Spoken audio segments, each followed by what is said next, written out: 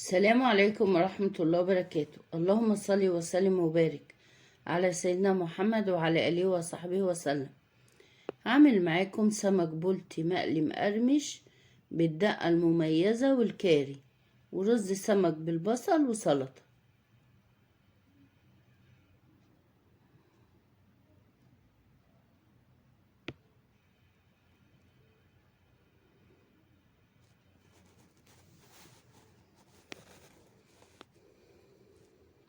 هبدأ بالرز.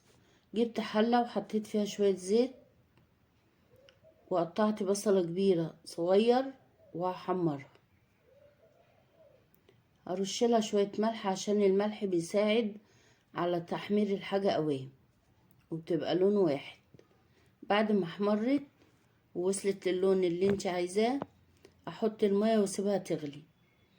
بعد كده اكون غاسلة الرز ومصفياه واروح حطاه في المية. طبعا المية تكون مناسبة على قد الرز اللي انا هعمله.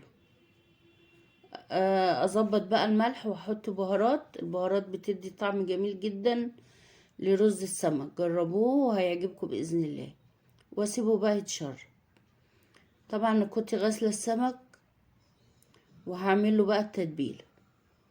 الطبق ده فيه معلقتين كبار فلفل احمر مفروم، وحطيت له معلقه صغيره توم مفروم برضو، وحطيت له معلقتين خل ومعلقه صغيره ملح ونص معلقه كمون وبابريكا وعصر ليمونتين.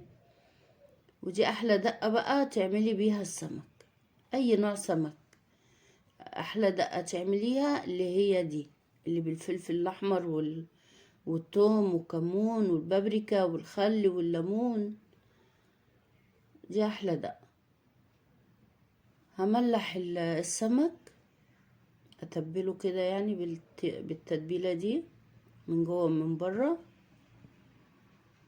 بعد كده بعد ما اتبله اشيله بقى. المفروض اتبله قبل ما اجي اعمله، يعني ما اعملوش اتبله واتبله كده وبعدين اجي اقليه، لا مش هيبقى حلو والتتبيله مش هتمسك فيه. المفروض قبل ما اجي اعمله بساعه بساعتين اتبله وبعدين اشيله في التلاجة عشان كده التتبيله تمسك فيه ويبقى حلو.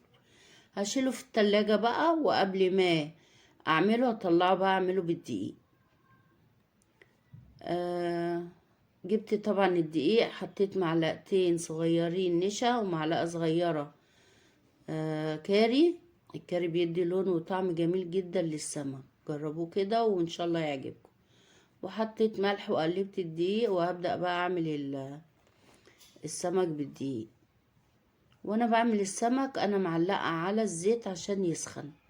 طبعا اي سمك تقليه لازم يكون الزيت سخن، مش سخن اوي لغاية ما يدخن حلو يعني.